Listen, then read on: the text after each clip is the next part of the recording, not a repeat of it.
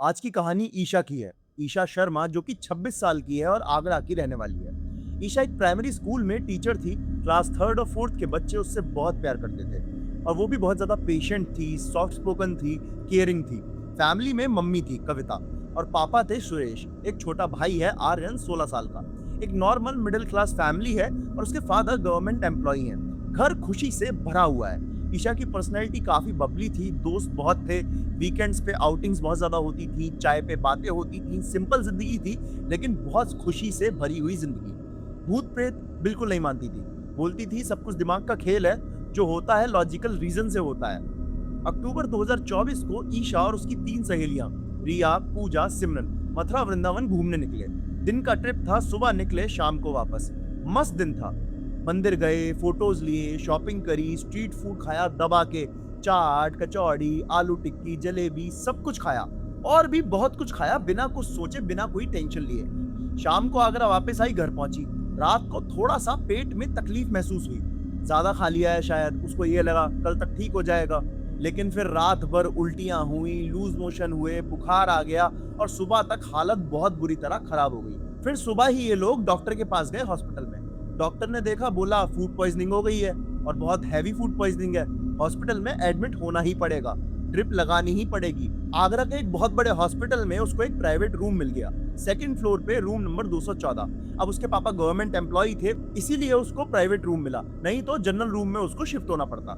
Admit हुई, drip लगी, medicine शुरू हुई। पहले दिन तो बस रेस्ट किया, नींद ली, रिकवरी हुई। लेकिन फिर पहली रात से ही कुछ शुरू हो गया, जो ईशा ने एक्सपेक्ट नहीं किया था, जो किसी ने एक्सपेक्ट नहीं किया था। पहली रात अक्टूबर 15, मंगलवार था। उस रात को रूम नंबर 214 प्राइवेट रूम था, अच्छा था, एसी अटैच था, बाथरूम अटैच था, टीवी था, कंफर्टेबल बेड था। ईशा अकेली थी उस रूम के अंदर, मम्मी घर गई हुई थी। रात को फैमिली के लिए खाना बनाना था, क्योंकि घर पे आर्यन भी अकेला था और कुछ रिलेटिव्स भी आए हुए थे। सुबह आ जाऊंगी, तू सो जा, नर्स है, बटन दबा देना अगर कुछ हो, तो ये उसकी मम्मी ने कहा। तो ईशा ने कहा ठीक है मम्मी आप जाओ। रात के 11 बज रहे थे, ड्रिप चल रही थी, नींद आ रही थी मेडिसिन की वजह से। टीवी बंद किया, लाइट्स को डिम किया। एक स्मॉल नाइट लैंप था जो जला रखा था, उसकी एक ब्लू लाइट थी काफी सॉफ्ट, उस लाइट में वो सो गई। रात के करीब 2 बजे अचानक से आंख खुली, किसी आवाज से नहीं, कोई रीजन नहीं था, बस आंख खुल गई। छत देखी, फैन घूम रहा था, एसी की हल्की आवाज थी। फिर नजर गई रूम के लेफ्ट साइड के कॉर्नर पे, और जहां पे वॉल से वॉल मिलती थी, वहां पे बहुत अंधेरा था। नाइट लैंप की रोशनी वहां तक नहीं पहुंच पा रही थी, बट अंधेरे में कुछ था, एक शेप, छोटा, गोल बैठा हुआ। ईशा ने आंखें मसली और दोबारा देखा, वही फिगर दिखाई दिया, छोटा सा, किसी बच्चे जैसा लग रहा था। घुटने छाती से लगा रखे थे, सर झुका रखा था, एकदम स्टिल, बिल्कुल नहीं हिल रहा था। ईशा का दिल बहुत तेज धड़का। उसने बोला, कौन है वहां, कौन है? कोई रिस्पॉन्स नहीं आया। फिर उसने चिल्लाया, नर्स, कौन है, नर्स? बिल्कुल साइलेंस, कोई रिस्पॉन्स नहीं आया। ईशा ने साइड टेबल पे रखा अपना फोन, उठाया, टॉर्च ऑन करी, कॉर्नर पे डाली और कॉर्नर खाली, वहां पे कुछ नहीं था। ईशा ने चैन की सांस ली, उसको बहुत रिलीफ महसूस हुआ। उसने सोचा शायद दवाई का असर है, उसे नींद में एरी एरी चीजें दिखाई दे रही हैं। फोन वापस रखा, वापस लेटी। फिर एक बार कॉर्नर देखा, खाली। ईशा ने सोचा वहम हो गया है दवाइयों की वजह से, ठीक है सो जाती हूँ। सो गई, लेकिन नींद थोड़ी बेचैनी भरी रही। बार बार उठती, बार बार कॉर्नर देखती। सुबह डॉक्टर आया, उसने पूछा कैसी हो ईशा, रात कैसी गई? ठीक है, बस ऐसा लगा उस कॉर्नर में कोई है, छोटा सा कोई बैठा हुआ है। डॉक्टर ने स्माइल की, बोला नॉर्मल है बेटा, स्ट्रॉन्ग मेडिसिन हैं, हेलुसिनेट कर रहे हो आप, हो सकता है, कोई बात नहीं। ईशा भी मान गई, हाँ दवाई का असर होगा। दूसरी रात अक्टूबर 16, वेडनेसडे। मम्मी दिन में आई थी, शाम को काफी देर पापा उसके साथ रहे थे, खाना लाई थी, घर का खाना था, हल्का खिचड़ी, अच्छा लगा। मम्मी ने बोला बाद में पापा के साथ में कि मैं रात में रुक जाऊं यहाँ, तेरे पापा घर चले जाएंगे। तो ईशा ने बोला नहीं मम्मी, मैं ठीक हूँ, कल तक तो डिस्चार्ज हो ही जाऊंगी, तुम जाओ। मम्मी चली गई घर, ईशा अकेली। रात के 10:30 बजे सो गई, कल से बेहतर फील हो रहा था, रिकवरी हो रही थी। रात के करीब 2:15 पर फिर से आंख खुली। इस बार देखा, इस बार सीधा कॉर्नर में नहीं देखा, सीधा सामने देखा, क्योंकि कुछ फील हुआ, प्रेजेंस। और वहां बेड के पास 3-4 फीट दूर कुछ खड़ा था, एक बच्चा, 6-7 साल का, छोटा, पतला, सफेद क्लॉथ्स, जैसे हॉस्पिटल गाउन पहन रखा हो। चेहरा चेहरा दिखा रोशनी में थोड़ा, बहुत ज्यादा पेल। बाल भी कुछ अजीब से थे उसके, फ्लैट। और आंखें बड़ी, डार्क, सीधा ईशा को देख रही थी। घूर रही थी, देख क्या रही थी, घूर रही थी। और वो हिला नहीं, बोला नहीं, बस देख रहा था। ईशा की चीख निकल गई। वो चिल्ला के बोली, कौन है, कौन है, कौन है, help help help help. Nurse का बटन दबाया, बार बार बार बार मम्मी को कॉल किया, मम्मी जल्दी आओ, यहाँ कुछ है, मम्मी जल्दी आओ, यहाँ कुछ है। नर्स आई, डोर खोला, लाइट्स ऑन किए, फुल ब्राइटनेस रूम में। और रूम खाली। रूम के अंदर कुछ भी नहीं था। नर्स ने एक राउंड मारा, बाथरूम चेक किया, बेड के नीचे चेक किया, और फिर बोली, मैम यहाँ कुछ नहीं है, आप ठीक हैं। तो ईशा ने बोला, बेड के पास कोई था, वहां कोई था, एक बच्चा था सफेद कपड़ों में, देख रहा था मुझे। नर्स का एक्सप्रेशन थोड़ा सा शिफ्ट हुआ, 1 सेकंड के लिए, फिर नॉर्मल हो गया। उसने बोला, मैम दवाई का असर है, हेलुसिनेट कर रहे हो आप। डॉक्टर को बताती हूँ मैं सुबह, आपकी मेडिसिन की जो पावर है वो शायद हल्की कर दें, तो आपको ये सब फील नहीं होगा। उसके पापा भी आ गए मम्मी के साथ, रात को ही। उन दोनों ने बोला, कुछ नहीं है बेटा, हम यही हैं, तुम डरो मत। तो ईशा कहती है, पापा मैंने देखा था, सच में देखा था, वो वहम नहीं था। पापा ने कहा, चुप बेटा, कुछ नहीं है, फालतू डर रही हो तुम, सो जाओ, हमें यहाँ पे। लाइट्स ऑन रख के सब बैठे हुए थे। थोड़ी नींद आई ईशा को, बट डॉक्टर ने सुबह वही कहा, बेटा मेडिसिन है, एडजस्ट करेंगे आपकी डोज को। डोज को एडजस्ट किया गया। ईशा ने सोचा, ठीक है, शायद सच में दवाई का असर होगा, बट अंदर से एक डर बैठ गया था। तीसरी रात, अक्टूबर 17, बृहस्पतिवार, थर्सडे। दिन में बेटर फील हुआ, खाना खाया, बात की, बहुत कुछ नॉर्मल लग रहा था। रात को मम्मी कहने लगी रुकने को। ईशा ने मना किया, मम्मी मैं ठीक हूँ, नर्स है, कुछ नहीं होगा, कल डिस्चार्ज भी है, शायद कुछ नहीं होगा, और मेरे को ना वहम हो रहा है, और कुछ नहीं है, आप टेंशन मत लो। मम्मी उसकी चली गई। ईशा ने रात 11 बजे सोने की कोशिश करी, लाइट्स डिम करी, नाइट लैंप ऑन किया। डर था थोड़ा पिछली 2 रातों की वजह से, बट सोचती रही, दवाई थी, दवाई तो एडजस्ट हो गई, शायद आज कुछ नहीं होगा। मुझे वहम ही हो रहा था। 1 बजा, 1:30 बजा, सब कुछ नॉर्मल था, नींद आ गई थी। लेकिन रात के 3 बजे अचानक हाथ पे कुछ महसूस हुआ, कुछ बहुत ठंडा, छोटा हाथ जैसा, जैसे किसी बच्चे ने उसके हाथ को पकड़ लिया हो। ईशा ने आंखें बंद कर रखी थी, सोच रही थी सपना है, सपना है, सपना है। और फिर वो हाथ हल्का सा ईशा के हाथ को दबाने लगा। फिर ईशा की उंगली पे आ गया, रियल, सॉलिड। ईशा की आंखें खुल गई। बेड के साइड पे, रेलिंग के पास, वही बच्चा खड़ा हुआ था और ईशा की तरफ देख रहा था झुक के। और उसका हाथ, इसका छोटा हाथ, ईशा की उंगली को पकड़े हुए था।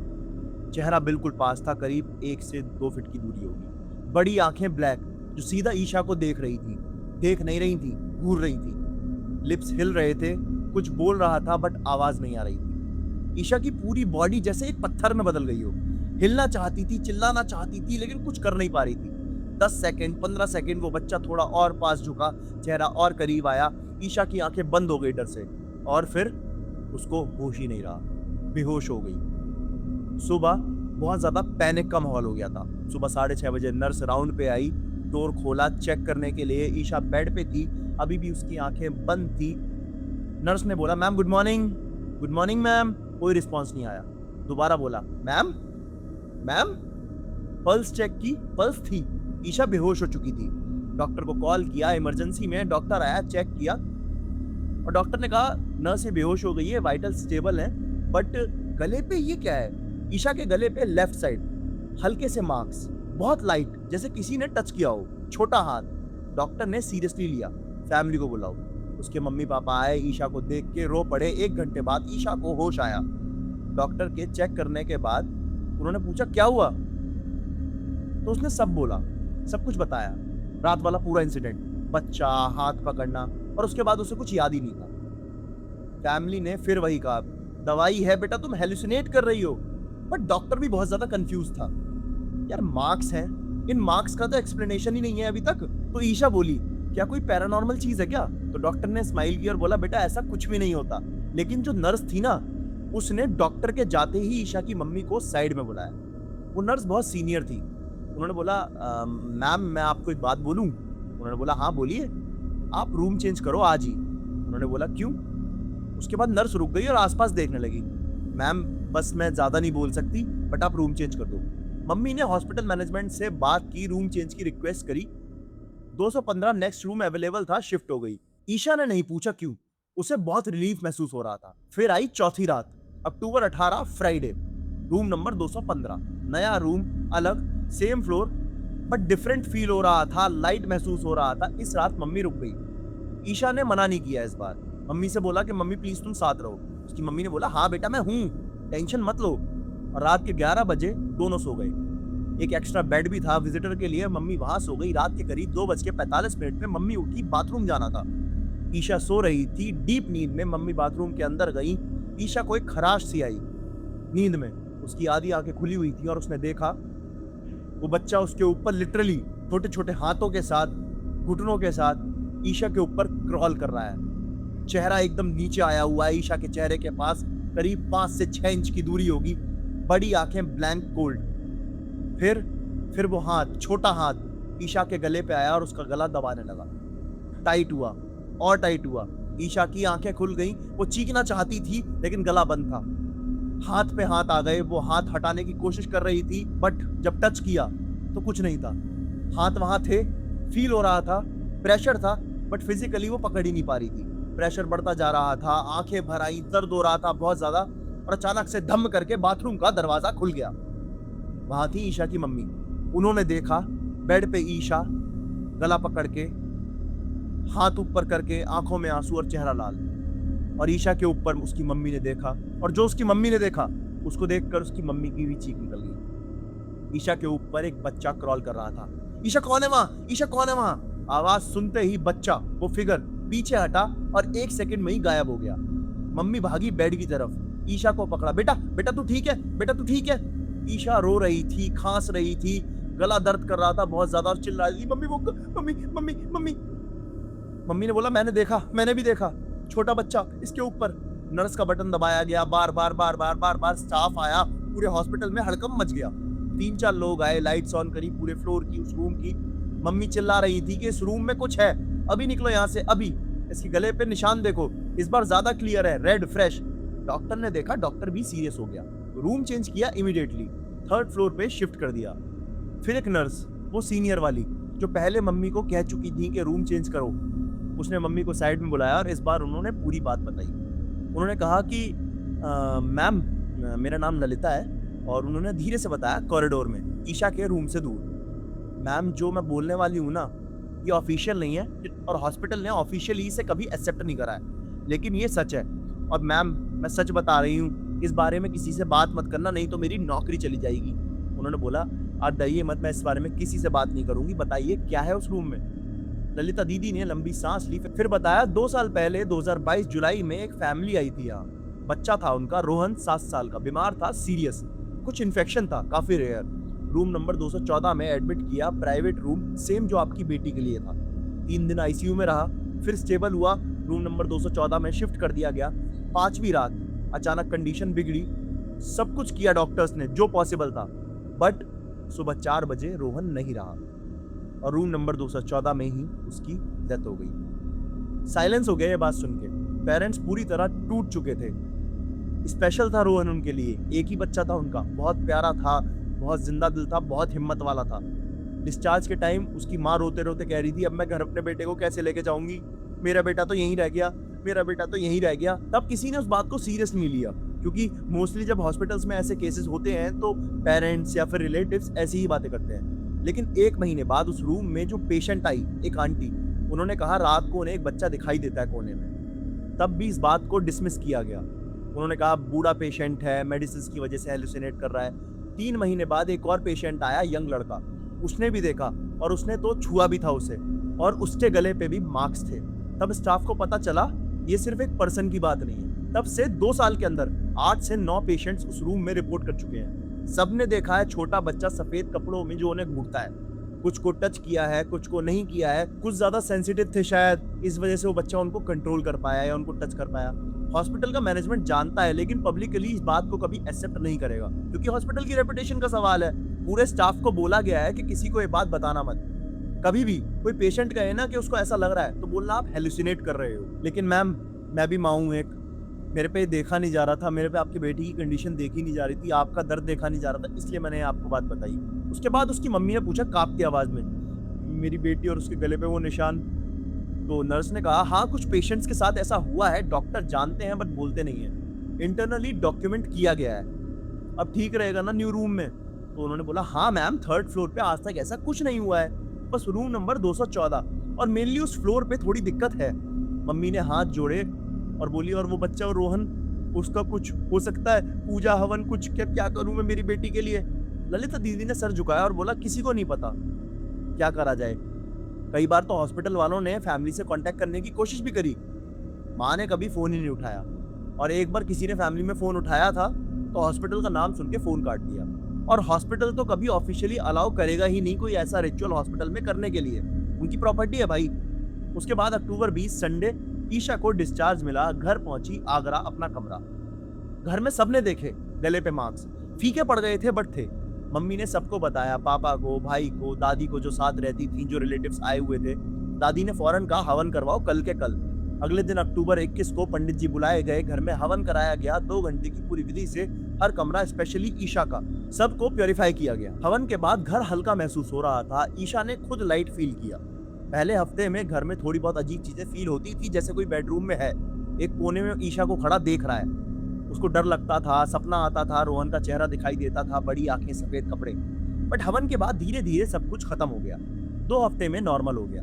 आज मई 2026 चल रहा है, लगभग 18 महीने हो गए हैं इस इवेंट को हुए। ईशा ठीक है, स्कूल में जॉब चल रही है, बच्चे प्यारे हैं उसके स्कूल के, उसको बहुत रिस्पेक्ट करते हैं, लाइफ नॉर्मल है। बट हॉस्पिटल वाली बात उसे आज भी याद है, अभी भी कभी कभी डर जाती है। एक अंदर डर बैठ गया है उसके। वो मार्क्स जो गले पे थे 1 हफ्ते में चले गए थे, कोई परमानेंट डैमेज नहीं आया था। रात को नींद खुली एक बार 3 महीने पहले, थोड़ी बेचैनी हुई, लेकिन अब बिल्कुल ठीक है। और कभी कभी ईशा रोहन के बारे में सोचती है, वो 7 साल का बच्चा, वो वहां क्यों है? ऐसा क्या हॉस्पिटल में कोई गलती हो गई थी हॉस्पिटल के स्टाफ से जो वो रह गया वहां? प्रॉब्लम क्या है? जो हॉस्पिटल की नर्स थी ललिता दीदी, वो अभी भी वहीं काम करती हैं। नए पेशेंट्स को जब भी 214 रूम नंबर मिलता है तो क्वाइटली कहती हैं, अगर कुछ अजीब लगे तो नर्स को बुलाओ, इग्नोर मत करना। ललिता दीदी जो हैं, जो नर्स हैं, उनकी फ्रेंडशिप ईशा की मम्मी से बहुत अच्छी हो गई है, तो रेगुलर बेसिस पे वो उनके घर भी आती जाती रहती है। तो दोस्तों, ये थी ईशा की कहानी, एक 26 साल की टीचर जो कि आगरा में रहा करती थी, जिसको फूड पॉइजनिंग हुई, हॉस्पिटल में एडमिट हुई और फिर उसके साथ ये भयानक इंसिडेंट हो गया। ईशा बच गई। शायद कभी ना कभी ऐसा भी हुआ होगा कि उस बच्चे की वजह से किसी की जान भी शायद चली गई हो।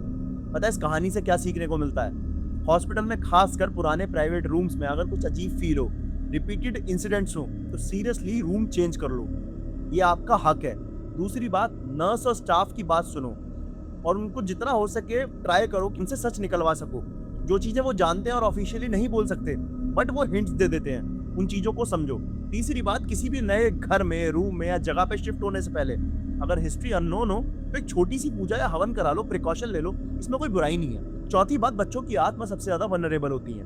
वो समझते नहीं है क्या हो रहा है, उनसे डरना है या नहीं डरना है, या उनको किसी को डराना है या नहीं डराना है, उनको कुछ नहीं पता होता, उनको इतनी समझ नहीं होती। आज भी उस हॉस्पिटल में पेशेंट्स आते हैं और शायद रोहन आज भी वही है, उसी कॉर्नर में बैठा हुआ है, और कई लोगों को उसके बाद भी दिखा होगा या बेड के पास खड़ा होकर उनको घूर रहा होगा। तो मेरा नाम है नकुल शर्मा, तो आप देख रहे हैं द ओनली नकुल। ये थी आज की कहानी। वीडियो को लाइक कीजिए, शेयर कीजिए और चैनल को सब्सक्राइब करना मत भूलिएगा। अगर आपके साथ भी कभी कोई ऐसा इंसिडेंट हुआ है तो नीचे डिस्क्रिप्शन में दिए गए मेल आईडी पे आप ईमेल कर सकते हैं। कमेंट में आप अपनी मुझे कहानी बता सकते हैं, क्या पता मेरा अगला एपिसोड आपकी कहानी पे हो। तब तक के लिए अपना ध्यान रखिए और जब भी किसी ऐसे प्लेस पे जाएं तो थोड़ा सतर्क रहिए। जय हिंद, जय भारत, जय बजरंगबली।